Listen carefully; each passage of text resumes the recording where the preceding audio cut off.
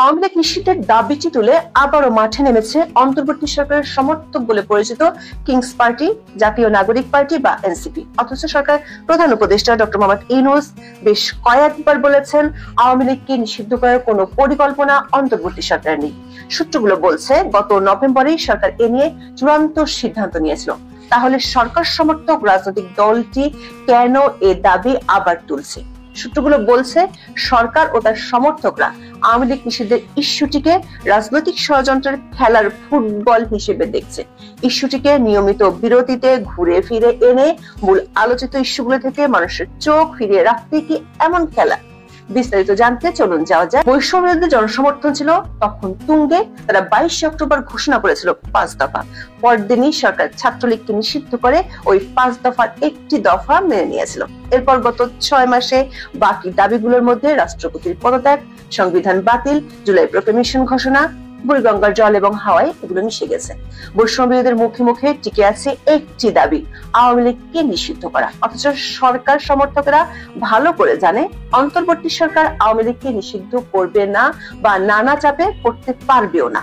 আইন মন্ত্রণালয়ের একাধিক সূত্র বলছে সেটা স্পষ্ট হয়ে গিয়েছিল গত বছরের 20 নভেম্বর। সেদিন উপদেষ্টা পরিষদের বৈঠকে সিদ্ধান্ত নেওয়া হয় আন্তর্জাতিক অপরাধ ট্রাইব্যুনাল আইনে কোনো দল বা সংগঠনকে মানবতা বিরোধী অপরাধের জন্য দায়ী এবং বিচার করা যাবে না। যদিও যে আইন উপদেষ্টা পরিষদে তোলা হয়েছিল তাতে মানবতা বিরোধী অপরাধে অভিযুক্ত দলকে বিচারের বিধান রাখা হয়েছিল। ওই বিধান রাখার উদ্দেশ্য ছিল আওয়ামী লীগকে নিষিদ্ধ করা। খবর হলো আওয়ামী লীগকে নিষিদ্ধের বিষয়ে সরকার ঊর্ধ্বতন মহলে বেশ কয়েকবার আলোচনা হয়েছে। সেসব আলোচনায় সরকার একটি অংশ মত দেয় 3 উপায়ে আওয়ামী লীগকে নিষিদ্ধ করা যেতে পারে। একটি হলো আইনি প্রক্রিয়ায়, দ্বিতীয়টি হলো গণভোট এবং সবশেষ নির্বাহী আদেশে। সূত্রগুলো বলছে সরকার বিষয়টি নিয়ে আইনি দিক খতিয়ে দেখেছে, কিন্তু আইন সংশ্লিষ্ট বিভাগগুলো সরকারকে হতাশ করেছে। অ্যাটর্নি জেনারেল বলেছেন আওয়ামী লীগকে নিষিদ্ধের সুযোগ নেই। এমনকি সরকার আইন উপদেষ্টা আসিফ নজরুলও আওয়ামী লীগকে নিষিদ্ধ করা ঠিক হবে না বলে মত দিয়েছিলেন। বর্তমানে বিদ্যমান দুটি আইনের মাধ্যমে সরকার কোন রাজনৈতিক দলকে নিষিদ্ধ করতে পারে। একটি হলো 2009 সালের সন্ত্রাস বিরোধী আইন, যেটির মাধ্যমে আওয়ামী লীগের অঙ্গ সংগঠন ছাত্রলীগকে নিষিদ্ধ করেছে সরকার। আরেকটি হলো দ্য পলিটিক্যাল পার্টি অর্ডিন্যান্স 1978। এই আইন অনুযায়ী সরকার চাইলে রাজনৈতিক দল নিষিদ্ধ কিংবা তার কর্মকাণ্ড স্থগিত করার জন্য হাইকোর্টের কাছে আবেদন করতে পারে। অথচ উল্টো হলো হাসনাত আব্দুল্লাহ আর সার্জি যখন হাইকোর্টে গিয়ে আওয়ামী লীগকে নিষিদ্ধের জন্য রিট করেছিল, তখন সে রিট প্রত্যাহার করিয়ে নিয়েছিল ডক্টর ইউনূসের সরকারই। গণভোটের মাধ্যমে দলটিকে নিষিদ্ধ করা যায় কিনা তা নিয়ে সরকারের মধ্যে আলোচনা হয়েছে। সরকার একাধিক উপদেষ্টা মত দিয়েছেন নির্বাচন ও রেফারেন্ডামের মধ্যে একটা বড় পার্থক্য আছে। কারণ 1949 সালে প্রতিষ্ঠিত দলটির বাংলাদেশের স্বাধীনতা যুদ্ধে সবচেয়ে বড় ভূমিকা আছে।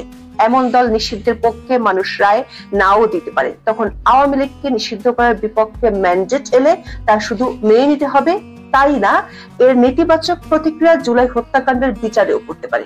সরকারের 2 জন উপদেষ্টা এক বৈঠকে মত দেন 2014 থেকে 2024 সাল পর্যন্ত বিতর্কিত নির্বাচনগুলো বাদ দিয়ে সুষ্ঠু ও গ্রহণযোগ্য নির্বাচনে আওয়ামী লীগ প্রচুর ভোট পেয়েছে। 1991 সালে দলটি পেয়েছিল 30% আর 2008 সালের নির্বাচনে পেয়েছিল 48%। ওই 2 উপদেষ্টা বলেন গত 15 বছরে সুষ্ঠু ভোট না হওয়া, জুলাই হত্যাকাণ্ড এবং অভ্যুত্থানে দলটির ক্ষমতা হারানো, এই 3টি কারণে আওয়ামী লীগের জনসমর্থন কমেছে। তবে কতটুকু কমেছে তা বোঝা মুশকিল। তাই এমন পরিস্থিতিতে আওয়ামী লীগ নিষিদ্ধের ইস্যু নিয়ে গণভোট দেওয়া ঝুঁকিপূর্ণ। সরকার একাধিক সূত্র বলছে 30 October doctor Mohammad Yunus British সংবাদ মাধ্যম ফিনান্সিয়াল টাইমসকে বলেছিলেন বাংলাদেশের শেখ হাসিনা ও আওয়ামী লীগের স্থান নেই। তখন থেকে মূলত চাপে পড়ে যায় সরকার, বিশেষ করে আন্তর্জাতিক চাপে সরকার পিছু হটে। বিষয়টি সরকার স্বীকারও করেছে। উপদেষ্টা আসিফ মাহমুদ 19 নভেম্বর জাহাঙ্গীরনগর বিশ্ববিদ্যালয়ে এক অনুষ্ঠানে বলেছিলেন ডেমোক্রেসির কথা বলে বিশ্বের বিভিন্ন দেশের দূতাবাস থেকে চাপ দেওয়ার চেষ্টা করছে আওয়ামী লীগকে নিষিদ্ধ করা যাবে না। চাপ তখন এতটাই ছিল যে 2 সপ্তাহের মধ্যে ডক্টর মোহাম্মদ ইউনূস আওয়ামী লীগকে নিষিদ্ধ করতে না পারার দায় চাপান বিএনপির উপর। এরপর 20 নভেম্বর উপদেষ্টা পরিষদের বৈঠকে চূড়ান্ত সিদ্ধান্ত নেওয়া হয় আওয়ামী লীগকে নিষিদ্ধের উদ্যোগ নিয়ে কোনো চাপে পড়বে না সরকার। তবে দলটি যাতে অবাধে মিছিল মিটিং করতে না পারে সেজন্য চাপে রাখা হবে, এমন একটি সিদ্ধান্ত উপদেষ্টা পরিষদের বৈঠকে হয়েছিল। আমাদের বিশ্লেষণ হলো 20 নভেম্বর সরকারের সিদ্ধান্তের পরও গত প্রায় 6 মাসে কমপক্ষে 8 বার আওয়ামী লীগের নিষিদ্ধের ইস্যুটি সরকারের কয়েকজন উপদেষ্টা এবং এনসিপি নেতারা সামনে এনেছেন। প্রশ্ন হলো কেন? সরকারের সূত্রগুলো বলছে সরকার যখনই অভ্যন্তরীণ কোনো বিষয় নিয়ে বিপাকে পড়ে তখন সেই ইস্যুটি ধামাচাপা দেওয়ার ট্রাম্প কার্ড হিসেবে আওয়ামী লীগকে নিষিদ্ধের ইস্যুটি সামনে আনে। ডিসেম্বরে মব ভায়োলেন্স ইস্যুতে যখন সরকার ও তার সমর্থকদের নাজেহাল অবস্থা, তখন দাবিটি সামনে আনা হয়েছিল। ফেব্রুয়ারিতে জিনিসপত্রের দাম বেড়ে যায় হু হু করে, তখন আওয়ামী লীগ নিষিদ্ধ না হলে গভীর সংকটে পড়ার ডর ভয়ও দেখানো হয়। মজার ব্যাপার হলো কোনো ইস্যু না থাকলেও উপদেষ্টা আসিফ মাহমুদ 7 ফেব্রুয়ারি সরকারি বার্তা সংস্থা বাসেসকে সাক্ষাৎকার দিয়ে বিষয়টি প্রচারের চেষ্টা করেন। তখন তিনি বলেন, রাজনৈতিক দল হিসেবে আওয়ামী লীগকে নিষিদ্ধ করার ব্যাপারে বর্তমান সরকার শিগগিরই পদক্ষেপ নেবে। কিন্তু বাস্তবতা হলো 2 মাসেও সরকার এ বিষয়ে কোনো উদ্যোগ নেয়নি, বরং 1 মাস পর বাসেস দিয়েছে উল্টো খবর। 20 মার্চ প্রধান উপদেষ্টা ডক্টর মোহাম্মদ ইউনূসের সাথে বৈঠক করে European think tank international crisis গ্রুপের ডক্টর কমফোর্ট ইরো। সে বৈঠকের খবরে বাসেস জানায় অন্তর্বর্তী সরকারের আওয়ামী লীগকে নিষিদ্ধ করার কোনো পরিকল্পনা নেই। ফেব্রুয়ারিতে যখন বৈষম্য বিরোধীরা আওয়ামী লীগ নিষিদ্ধের দাবি তুলেছিল তখনই এর উদ্দেশ্য নিয়ে কিছুটা সন্দেহ দেখা দেয়। 13 ফেব্রুয়ারি বিবিসি বাংলায় প্রকাশিত এক খবরে প্রশ্ন রাখা হয়েছিল, যেখানে সরকার প্রধানই আওয়ামী লীগ নিষিদ্ধের ব্যাপারে সরকারের সিদ্ধান্ত নেই বলে জানিয়েছেন, সেখানে সরকার সমর্থকরা কেন আবার দাবি তুলেছে। এমনকি জাতিসংঘ যে প্রতিবেদন দিয়েছে সেখানেও রাজনৈতিক দলকে নিষিদ্ধ না করার কথা বলেছে। তারপর কেন সরকার সমর্থকরা এই ইস্যুতে মাঠ গরম করছে? সরকার একাধিক সূত্র বলছে সম্প্রতি 4টি বিষয়ে সরকারের মাথা ব্যথার কারণ হয়ে দাঁড়িয়েছে। প্রথমত, আরাকানে করিডোর ইস্যু। বিষয়টি নিয়ে সরকারের ভিতরে লেজে গোবরে অবস্থা। সরকারের দুটি গ্রুপের মধ্যে মতৈক্য আছে নিয়ে। অনির্বাচিত সরকার হয়েও দেশের স্বাধীনতা ও সার্বভৌমত্বের সাথে জড়িত ইস্যু নিয়ে সরকার কেন এককভাবে নীতিগত সিদ্ধান্ত নিল, সে প্রশ্ন উঠছে সব মহল থেকে। দ্বিতীয়ত, নারী সংস্কার কমিশনের বাতিলের দাবিতে ইসলামী দলগুলো মাঠে নামবে। তারা নারী কমিশন বাতিল চায়। বিষয়টি সরকারের জন্য খুবই বিব্রতকর। তৃতীয়ত, বিএনপির পক্ষ থেকে দ্রুত নির্বাচন দেওয়ার দাবি সামাল দেয়া। করিডোর ইস্যুতে সরকার অবস্থান নড়বড়ে হয়ে যাওয়ায় বিএনপি নির্বাচনী রোডম্যাপের দাবি জোরালো করছে। এই অবস্থায় সরকার মোড় অন্যদিকে ঘুরিয়ে দিতে চায়। সবশেষ আওয়ামী লীগ দল গোছাচ্ছে এবং দলটি রাজনীতির মাঠে নামতে পারে এমন খবর আছে সরকারের কাছে। সরকার এখন আগাম জামিন সহ প্রায় সব ধরনের জামিন দেয়া বন্ধ রেখেছে, কিন্তু মানবাধিকার ইস্যুতে বিষয়টি নিয়ে আন্তর্জাতিক কিছু সংস্থা সরকারের দৃষ্টি আকর্ষণ করেছে। ফলে জামিন দেওয়া শুরু হলে আওয়ামী লীগের অনেক নেতাকর্মী জামিন নিয়ে দেশে ফিরতে পারে এমন আশঙ্কা করছে সরকারের একটি অংশ। আবার রিফাইন্ড আওয়ামী লীগ ইস্যুটি নিয়ে এনসিপি নেতারা সেনাবাহিনী ও সেনাপ্রধানকে বিতর্কে জড়িয়েছিলেন। তারপর থেকে সেনাবাহিনী রাজনৈতিক নিরপেক্ষতার উপর জোর দিচ্ছে। সব মিলে এই 4টি ইস্যু নিয়ে মানুষের দৃষ্টি অন্যদিকে ঘোরাতে চায় সরকার।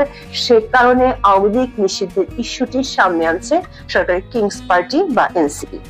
এনসিপি সূত্রগুলো বলছে আওয়ামী লীগ নিষিদ্ধের ইস্যু দিয়ে এনসিপি কিছুটা হলো মাঠে নিজেদের অবস্থান ফিরে পেতে চায়। সেনাবাহিনীকে হেয় করে এনসিপি নেতাদের বক্তব্যের পর থেকে দলটি কোণঠাসা হয়ে পড়েছে। এর মধ্যে দলের নেতাদের শত শত কোটি টাকা দুর্নীতির অভিযোগ, ব্যবসায়ীদের কাছ থেকে অবৈধ সুবিধা নেওয়ার সহজ স্বীকারোক্তি, দলের অভ্যন্তরীণ কোন্দল, বিএনপির সাথে বিরোধের কারণে আরো কাহিল অবস্থা।